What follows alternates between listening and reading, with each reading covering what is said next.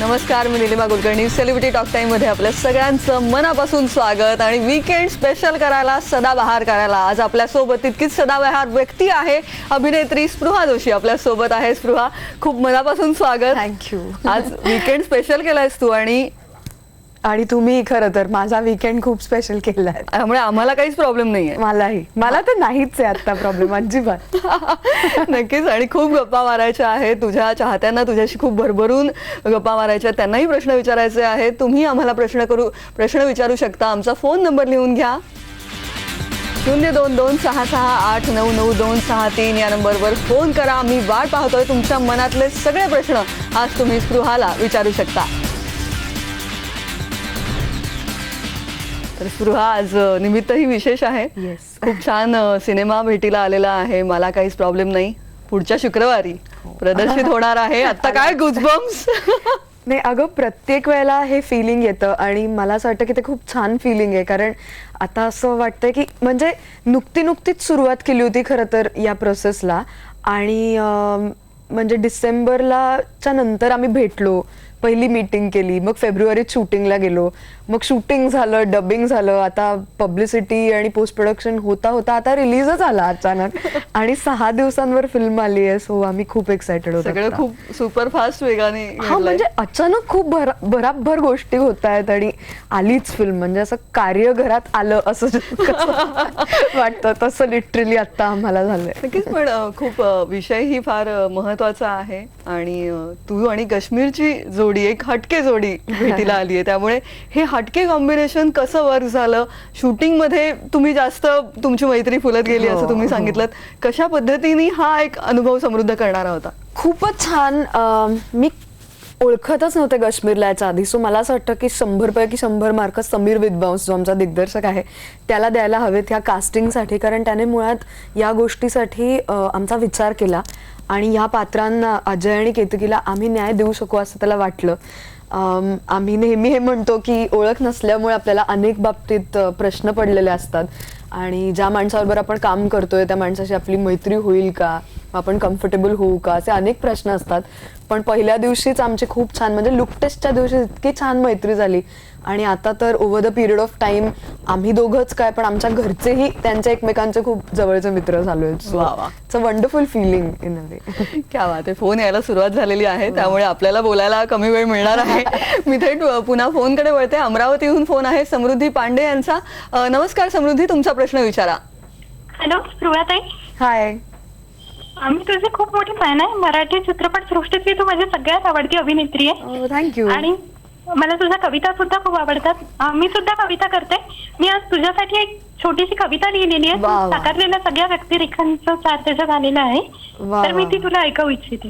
Please. परिकथेतील परीप्रमाणे कुहू होऊनी अलगद यावे, आकाशाहून व्यापक ऐसे चित्र रमाचे साकारावे, शांत समंजस तरी करारी असे निशाचे रंग असावे, शब्दांचे हे रेशीम धागे कवितेशीही बंध जुळावे, आतुरलेल्या शब्दांमधून मला तुझे प्रतिबिंब दिसावे, अभिव्यक्तीच्या हिंदोळ्यावर स्वच्छंदी तू झुलत राहावे. थँक्यू. वा, थँक्यू सो मच. खूप बरं वाटलं ऐकून. कवयित्री स्पृहा जोशीसाठी एक कविता सादर झालेली आहे. खूप छान वाटलं. Thanks a lot. थँक्यू.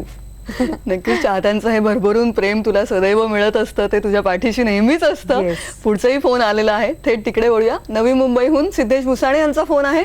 नमस्कार सिद्धेश, तुमचा प्रश्न विचारा. नमस्कार. हा बोला. दे धमाल या मालिकेच्या सेटवरील एखादी आठवण शेअर करा व चाइल्ड आर्टिस्ट म्हणून या मालिकेतून तुम्हाला काय काय शिकायला मिळाले. आणि दुसरा प्रश्न असा की तुमची एखादी कविता तुम्ही सादर करा. अरे बापरे, तुम्ही खूप प्रश्न मला विचारला. दे धमाल ही कायमच खूप स्पेशल मालिका राहणार, कारण ती आयडियली माझी पहिली मालिका होती. धमाल होती. हा, आणि आम्ही मजा करायला जमायचो तिथे.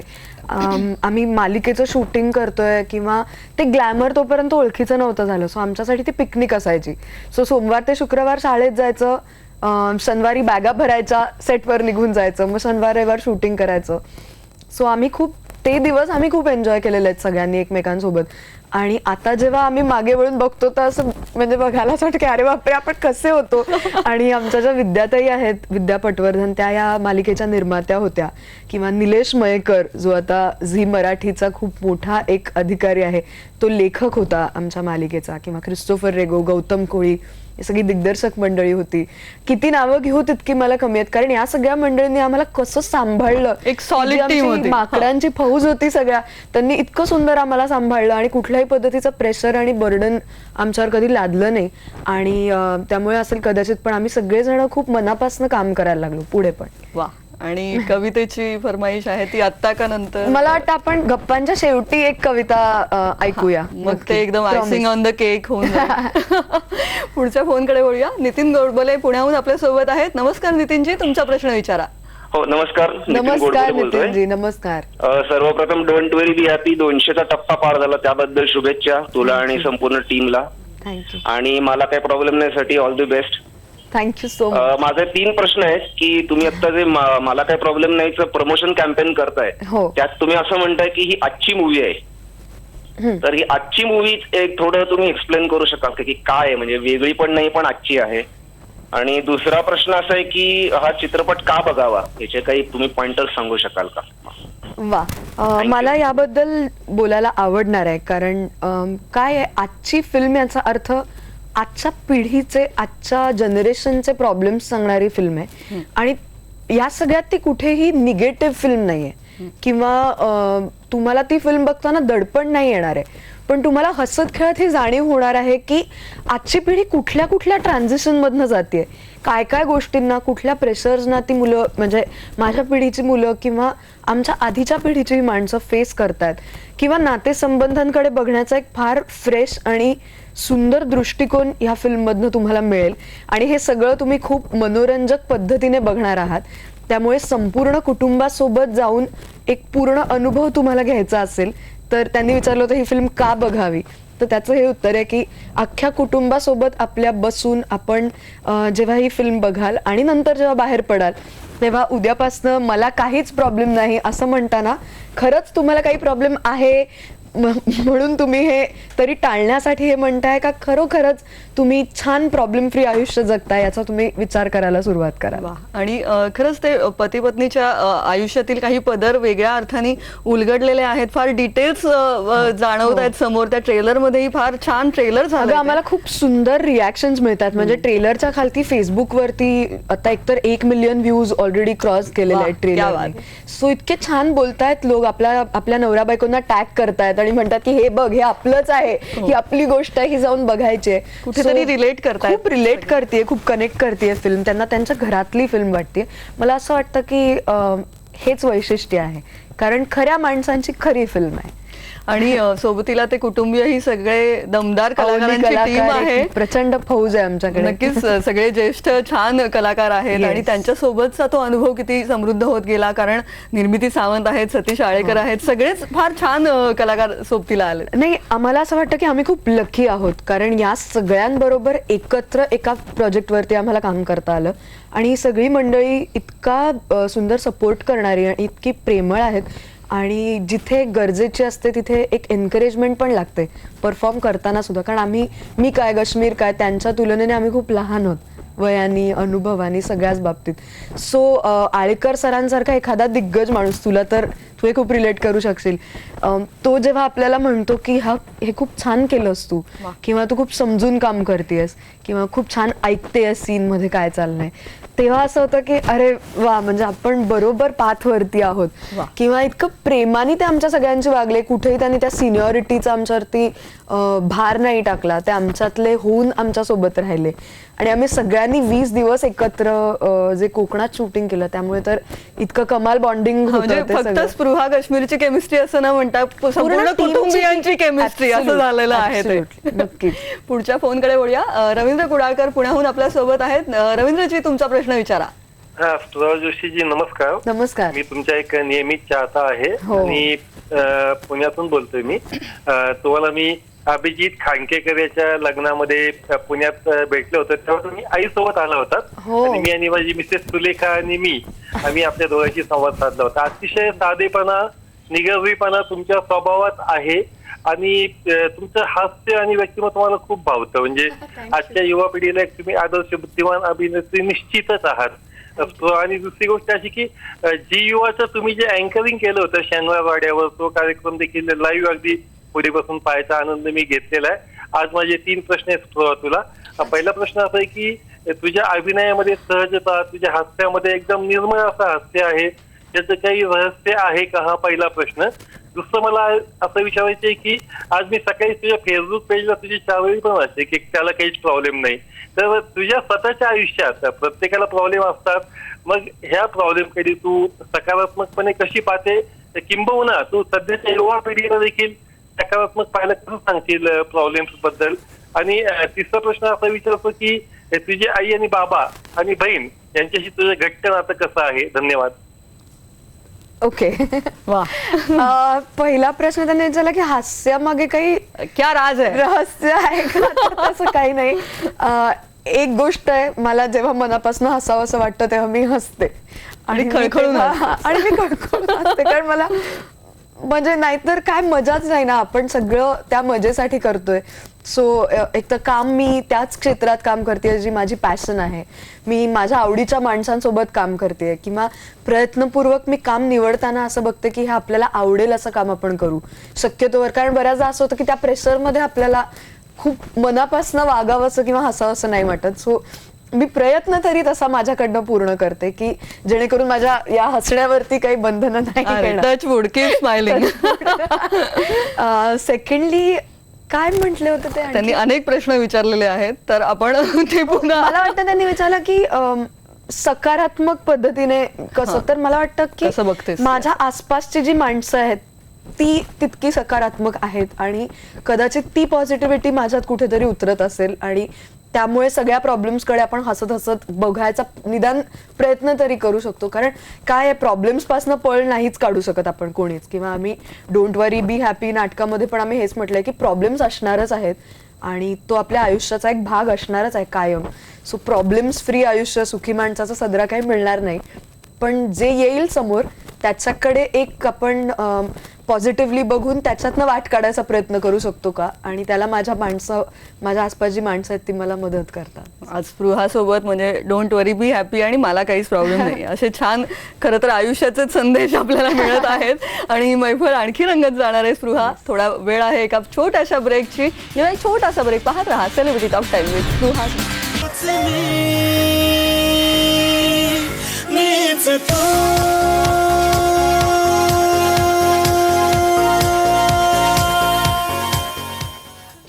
सेलिब्रिटी टॉक टाइम मध्ये पुन्हा एकदा आपलं स्वागत. आपल्या सोबत गप्पांची मैफिल आज अत्यंत सुंदर करायला स्पृहा जोशी सोबत आहे. फोनचीही रांगा तितक्याच लागलेल्या आहेत, त्यामुळे मी पुन्हा एकदा थेट फोनकडे वळते. नाशिकहून फोन आहे दिनेश ठोंबरे यांचा. दिनेशजी, तुमचा प्रश्न विचारा. सर्वप्रथम स्पृहा, मला एक कॉम्प्लिमेंट द्यायचं आहे तुला येस. की खूपच बोटावर मोजण्या इतक्या सिरियल मी स्वतः बघतो. Hello, hello. बोटावर मोजण्या इतक्या सिरियल मी बघतो, बर. पण स्पृहा जोशीच्या सिरियल मात्र मला बघाव्याच लागतात. वा वा, हा Thank you. तुझा कॉम्प्लिमेंट आहे. थँक्यू. तर माझे 2 प्रश्न आहेत आज तुला. पहिला प्रश्न असा आहे की जितक्या खुमासदार पद्धतीने तू कविता करतेस, त्याच्यातले शब्द प्लेस करतेस, तितक्याच खुमासदार पद्धतीने तू स्वयंपाक करतेस का? बर. आणि दुसरा माझा प्रश्न आहे की तुझ्या चेहऱ्याच्या फिटनेसचं रहस्य काय? चेहऱ्याच्या फिटनेसचं आय थिंक ते स्माईल आहे ज्याबद्दल आपण बोललोय. लाईव्ह चेहरा आहे तुझा, लाईव्ह. त्याचं रहस्य आहे का काही?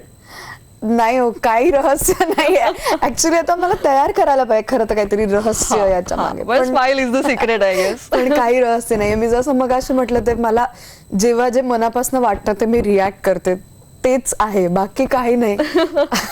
आणि दुसरी गोष्ट स्वयंपाक, तर ही एक अशी गोष्ट आहे ज्याचं मला भयंकर दडपण आहे.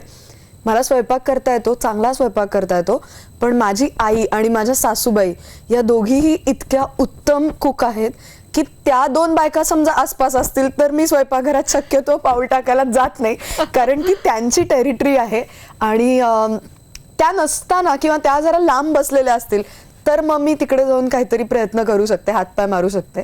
पण मी चांगलं जेवण बनवू शकते. हा, अनेकांना उगीच गैरसमज असतो अभिनेत्रींना स्वयंपाक येतो का, तर गैरसमज दूर झाला. हा, पण ओके. मला काही फॅन्सी नाही बनवता येत, पण रोजच्या जेवणातलं हेल्दी उत्तम खाणं मला करता येतं. चला, म्हणजे नेक्स्ट टाइम आपण ती एक मेजवानी वेगळी तिकडे आपण टॉक टाइम करू हा, शकतो. तिकडे टॉक टाइम करूया आपण. पुढचा फोन जळगावहून आहे, आदिती सालकर यांचा. आदिती, तुमचा प्रश्न विचारा. हाय. हाय आदिती. वीरवरील प्रेम हेचा एपिसोड तुमचा खूप छान होता. थँक्यू. आणि तुम्हाला नाटकात काम करायला आवडतं, सिरियल मध्ये काम करायला आवडतं का चित्रपटांमध्ये काम करायला आवडतं? सर्वात जास्त काय आवडतं, हा पण अवघड प्रश्न आहे ना. असं सांगणं खूप अवघड आहे आदिती, कारण मी तिन्ही माध्यमं केली आहेत आणि तिन्ही माध्यमामध्ये खूप छान प्रोजेक्ट्स करायला मिळालेत आतापर्यंत, फॉर्च्युनेटली. त्यामुळे मला तिन्ही माध्यमांमध्ये तितकीच मजा येते आणि मी खूप एन्जॉय करते ते काम करणं. आणि प्रत्येक माध्यमाचे काही निगेटिव्ह, काही पॉझिटिव्ह पॉईंट्स आहेत. प्रत्येक माध्यमाची तुम्हाला मिळणारी बक्षिसं, म्हणजे पर्क्स ज्याला आपण म्हणतो, तेही त्या पद्धतीचे वेगळे वेगळे आहेत. पण आता उत्तर द्यायचंच असेल तर मग मी म्हणेन की नाटकात खूप मजा येते, कारण नाटक लाईव्ह माध्यम आहे आणि तिथे मला माझे प्रेक्षक थेट भेटत असतात. त्यामुळे त्यांना हे केलेलं काम आवडलंय का नाही आवडलंय हे मला तत्क्षणी कळतं. सो नाटकात खूप जास्त मजा येते. सुरुवात पण नाटकापासूनच झाली. सुरुवात तर नाटकापासूनच, म्हणजे इनफॅक्ट एकांकिकेपासून सुरुवात झाली आहे. त्यामुळे ते तेव्हाची काही बारीकशी आठवण शेअर करायची वाटते. एकतर गमभन नावाची एकांकिका आम्ही केली होती 11वीत असताना रुईया कॉलेजकडनं, जी मिलिंद बोकिलांच्या शाळा कादंबरीवरती आधारित होती. आणि दुसरी म्हणजे माझ्यासाठी खूप जवळची एकांकिका आहे अनन्या, जी प्रताप फडनी दिग्दर्शित केली होती. आमच्या रुईया कॉलेजकडनंच आम्ही केली होती आणि आम्ही अनेक बक्षिसं त्याच्यासाठी मिळवली. पण त्या एकांकिकेने मला खूप काय काय दिलंय, म्हणजे प्रोफेशनली असं नाही पण पर्सनल आयुष्यात सुद्धा. कारण ती एका अपंग मुलीची गोष्ट होती, जिचे 2 हात एका ऍक्सिडेंटमध्ये जातात आणि त्यानंतर ती तिच्या आयुष्याकडे कसं बघते आणि किती कॉन्फिडेंटली ती स्वतःच्या पायावर उभी राहते आणि लिटरली 2 पायांवर उभी राहते. आणि त्या एकांकिकेत मी सगळं केलं होतं, म्हणजे पायानी लिहिणं, पायानी बॉटल उचलून पाणी पिणं, पायानी जेवणं, पायानी टाईप करणं, सगळी करामती त्याच्यात होत्या. पण एका शो नंतर एकतर आम्हाला त्या शोला स्टँडिंग ओवेशन मिळालं होतं आणि त्या शो नंतर एक अपंग मुलगा आम्हाला मागे भेटायला आला आणि तो असं म्हटला की यापुढे मी कधीच माझ्या आयुष्याबद्दल रडणार नाही. आणि हे ऐकून, आणि मी लहान होते तेव्हा ना, मी किती 17-18 वर्षांची असेल, पण तेव्हा पहिल्यांदा मला असं वाटलं की आपल्या काम करण्यात ना कोणाला तरी असा पण काहीतरी एक दृष्टी मिळू शकते आणि माझ्यासाठी ती खूप मोठी गोष्ट होती. क्या बात आहे, किती छान. तू आज खूप वेगळा अनुभव आमच्याशी शेअर केलास आणि तो आम्हालाही समृद्ध करणारा आहे. पुढचा फोन आहे बदलापूरहून, रुपाली पाटील आपल्या सोबत आहेत. रुपाली, तुमचा प्रश्न विचारा. हाय स्पृहा. हाय रुपाली. माझा प्रश्न असा आहे की एखाद्या व्यक्तीचा तुम्ही जेव्हा रोल प्ले करतात तेव्हा त्याचा तुमच्या वैयक्तिक आयुष्यावर पण काही परिणाम होत असतो का? गंमत अशी आहे की आपण काय भूमिका करतोय त्याच्यावरती ते खूप अवलंबून असतं. एकतर आता मी रमाबाई रानडेंची व्यक्तिरेखा केली उंच माझा झोकामधली, तिचा माझ्या वैयक्तिक आयुष्यावरती डेफिनेटली परिणाम झाला. पण एक मी खरं सांगते आणि हे खूप प्रॅक्टिकली बोलते आणि मनापासून सांगते की ऍक्टर्स म्हणून तुम्ही जितकं ऑन ऑफ करायला शिकाल ते खूप जास्त फायद्याचं असतं. कारण ते प्रेशर आणि ते सगळं घेऊन तुम्ही वैयक्तिक आयुष्यात वागायचा प्रयत्न केलात ना, तो फार गोंधळ होतात. त्यामुळे जितकं तुम्ही ते ऑन ऑफ करायची कला साध्य कराल तितकं तुम्हाला फायद्याचं असतं. ते पूर्ण प्रत्येक वेळेला जमतं असं नाही. मला तरी ते खूप अवघड टास्क आहे माझ्या दृष्टीने, पण मी प्रयत्न करते तसं ठेवायचा. नक्कीच, फार मोठं कसब आहे ते सुद्धा आहे. हो, आणि अवघड आहे ती गोष्ट फार, तो परिणाम वैयक्तिक नॉर्मल आयुष्यावर न होऊ दे. नक्कीच. आणि आता मला काहीच प्रॉब्लेम नाही ची केतकी कशी आहे तेही आपण ब्रेक नंतर आणखी जाणून घेणार आहोत. तेव्हा घेऊया एक छोटासा ब्रेक. पाहत रहा सेलिब्रिटी टॉक टाइम.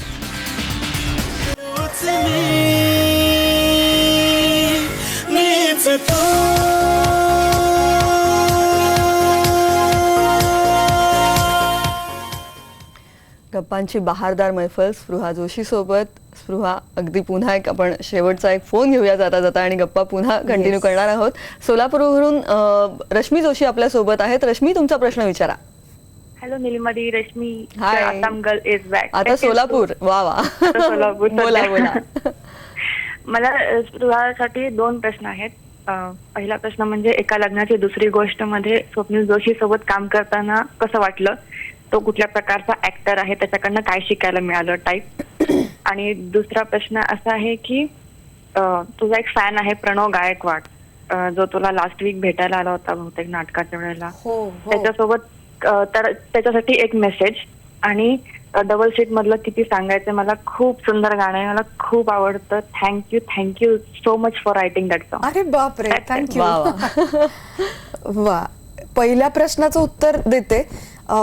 स्वप्नील दादाला मी पहिल्यांदा एका लग्नाची दुसरी गोष्टच्या सेटवरती भेटले आणि त्यानंतर दादू त्याला मी म्हणणार आहे असं मीच ठरवलं होतं, कारण हे script अरे वा, मध्ये नव्हतं हे पाहिजे. secret आहे. हां. हां. सो मी त्याला दादू अशी एकदा हाक मारली एका सीन मध्ये आणि मग ते पुढे कंटिन्यू झालं. हो आता आणि त्याला अनेक आता त्याचे फॅन्सही त्याला दादू दादू अशी हाक म्हणतात. मारतात. मी खूप हक्काने त्याच्याकडनं लाड करून घेतले आणि त्यानेही तितक्याच प्रेमाने माझे लाड केले सुद्धा. अनफॉर्च्युनेटली त्याच्यानंतर आम्हाला परत काम नाही करता आलं, कारण तो त्याच्या वेगळ्या प्रोजेक्टमध्ये होता, मी वेगळ्या प्रोजेक्टमध्ये होते. त्याच्याकडनं काय शिकले असेल तर त्याचं एक काहीतरी वेगळंच कॉमेडीचं टायमिंग आहे, ते फार गमतीशीर वाटतं बघताना. ते एक मला तसं खूप आवडतं. दुसरी गोष्ट तो ना त्याच्याकडे काहीतरी इनोसन्स आहे भयंकर, आणि तो त्या इनोसंटली ते काम करतो. त्यामुळे तो जो मला त्याच्या सगळ्या पर्सनॅलिटीतलं जर का काही आवडत असेल तर तो इनोसन्स आहे त्याच्या चेहऱ्यावर. आणि वाव, थँक्यू मला हे आज बोलायची संधी दिल्याबद्दल. स्वप्नील, मला माहित नाही तू हे ऐकतोयस का, पण तू ऐकलंस तर तुला कळेल की मी तुझं किती कौतुक करते. स्वप्नील दादूनी ते ऐकलेलं आहे. दुसरी गोष्ट, प्रणव गायकवाडला मी काय मेसेज देऊ? मित्र, आपण असंच भेटत राहूया परत परत. थँक्यू, तू खूप महत्वाचा आहेस आमच्यासाठी. आणि तिसरं काय ते म्हणले, आणि थँक्यू, किती सांगायचंय मला, इतकं अप्रिशिएट तुम्ही केलं त्याबद्दल. आणि आता तुलाही किती सांगायचंय आगामी सिनेमाबद्दल, तेही आम्हाला सांग. हो. ती केतकी कशी असणार आहे, ती व्यक्तिरेखा कशी असणार आहे? केतकी, मला असं वाटतं की आजच्या काळाची प्रत्येक मुलगी तिच्याशी रिलेट करेल, कारण ती खूप स्ट्रॉंग आहे, ती खूप फर्म आहे, करिअरिस्टिक आहे, आणि त्याचबरोबर ना तिची नात्यांना टिकवायची धडपड चालली आहे. खूप प्रेमळ मुलगी आहे, पण तितकीच धाडसी मुलगी आहे. कारण धाडस अशासाठी की नात्यात काहीतरी चुकतंय हे मुळात ऍक्सेप्ट करणं आणि त्याच्यावर तोड काढण्यासाठी समोरासमोर बसून बोलणं, ह्या खूप अवघड गोष्टी आहेत. त्या जितक्या असं बोलताना सोप्या वाटतात तितक्या नाही फार कमी जणांना ते फार कमी जमतं. जणांना ते जमतं, कारण ती जबाबदारी घ्यायची तयारी नसते आपली. तर केतकी ती जबाबदारी घेणारी मुलगी आहे.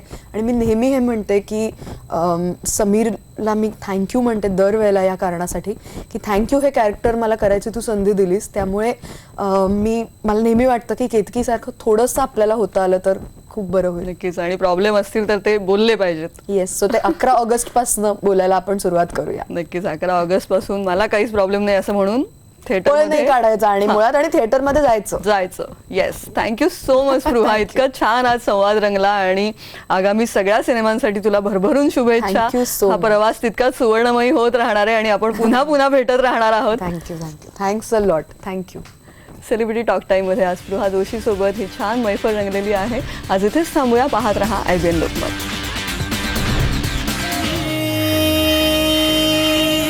मीच तू